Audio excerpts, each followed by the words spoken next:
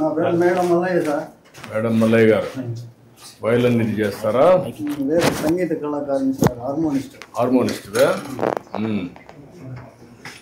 ఎక్కడ మీ ఇల్లు? ఎక్కడ? మా ఇల్లు దగ్గరలో ఉంది సార్. దగ్గరేనా? నాకు ఓకేనా? మీరేం చేస్తాను? నువ్వేం చేస్తాను? చేస్తాను నువ్వు? RMP doctor.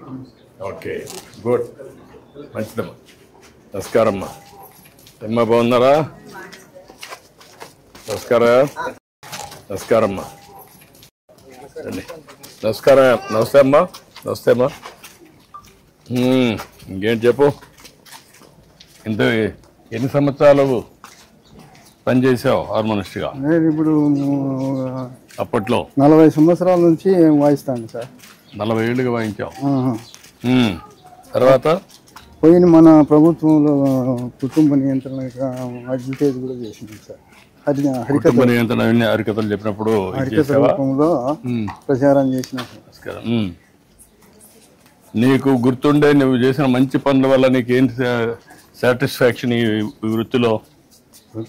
ఏం సార్, అప్పుడు ప్రోగ్రాంలకు పోతాను, డ్రామాలకు, హరికథలకు వాయిస్తా, బుర్రకథలకు వాయిస్తా. ఇదేనా ఇల్లు? ఇదే సార్. అప్పట్లో ఇల్లు కట్టించినప్పుడు వేసిన ఫోటో అనేది రాష్ట్ర గృహ నిర్మాణ సంస్థ చేసినప్పుడు అప్పుడు కట్టించాం. మేము ఇచ్చింది లేవరా? 17, 18 కట్టించాం. ఇది హార్మోనియం. ఇదేనా హార్మోనియం?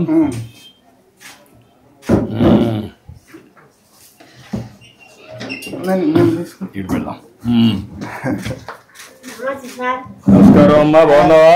కూర్చోమ్మా, కూర్చో. ఇప్పుడు ఇవన్నీ తగ్గిపోయినాయి కదా? ఇవి ఇంటికి పట్టించుకోరు సార్, ఇప్పుడు తగ్గిపోయినాయి. అంత మ్యూజిక్, అంత మోడర్న్ మ్యూజిక్ అంతా వచ్చేసింది. సోషల్ అంతా అంత ఆధునికమైన పనిముట్లన్నీ వచ్చేసాయి. కరెంట్ బాక్సులు వచ్చినాయి. అయినా కానీ ఈ సంగీతం నచ్చదు సార్. అంటే కొన్ని దిక్కల కొంతమంది ఉత్సాహం కూడా చూపిస్తున్నారు, కొంతమంది ఇంకా అక్కడ ఉండే కళ్ళు ఉన్నాయి సార్. ఇక్కడ పల్లెల్లో మాత్రము తగ్గిపోయింది. ఈ టీవీలు వచ్చినాయి, సినిమాలు వచ్చినాయి, అందువల్ల పని చేస్తుంది. ఇది చేస్తాను సార్.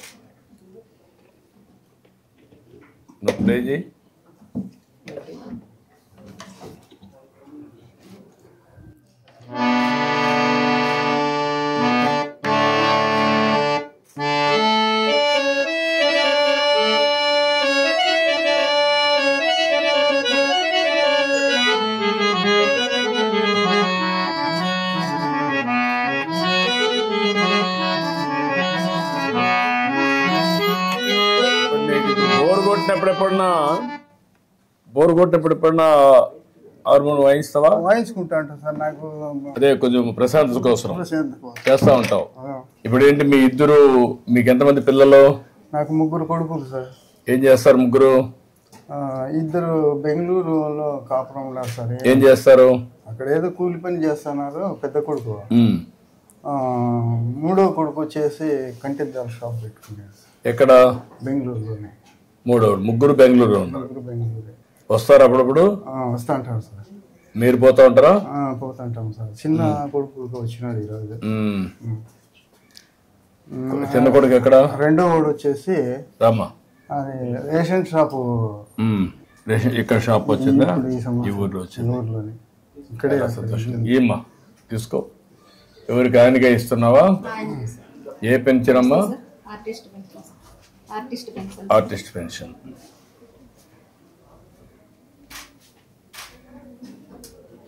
ఇది కూడా నేను పెట్టిన పెన్షనే మీకు, ఆర్టిస్టుల కోసం.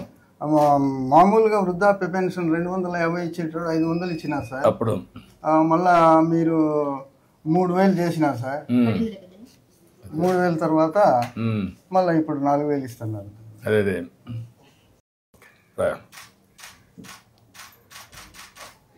చాలా సంతోషమయ్యా. ఇది ఒక పవిత్రమైన భావంతో ఇస్తున్నాను.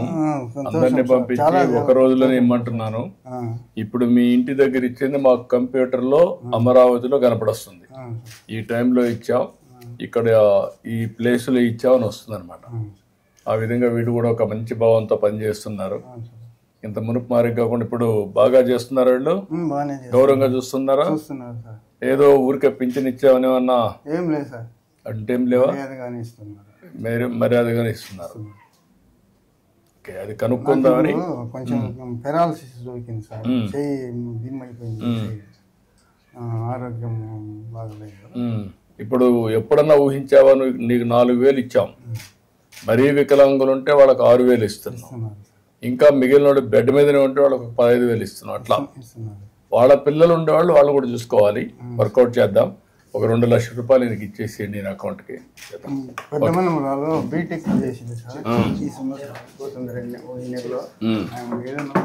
మీరు రాసేయండి, నేను మాట్లాడతాను, కలెక్టర్ చెప్తాను, రాయించాలి. ఓకే అమ్మా, నమస్కారం.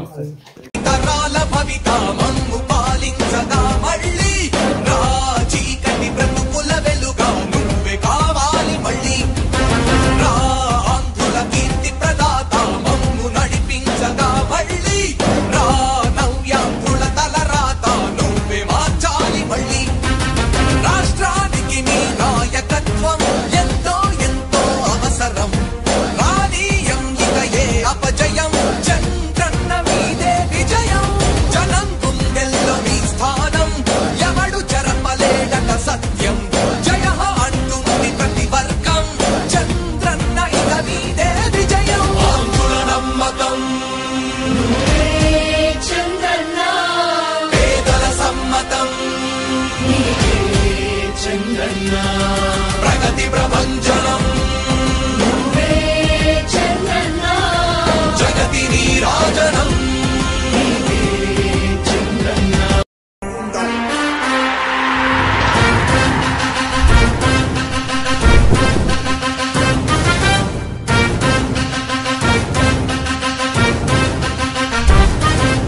ఆంధ్రుల నమ్మకం, పేదల సమ్మతం, అదిగో చంద్రన్న ఆగమనం. ప్రగతి ప్రభంజనం జగతి నీరాజనం, అదిగో వస్తుంది తెలుగు తేజం.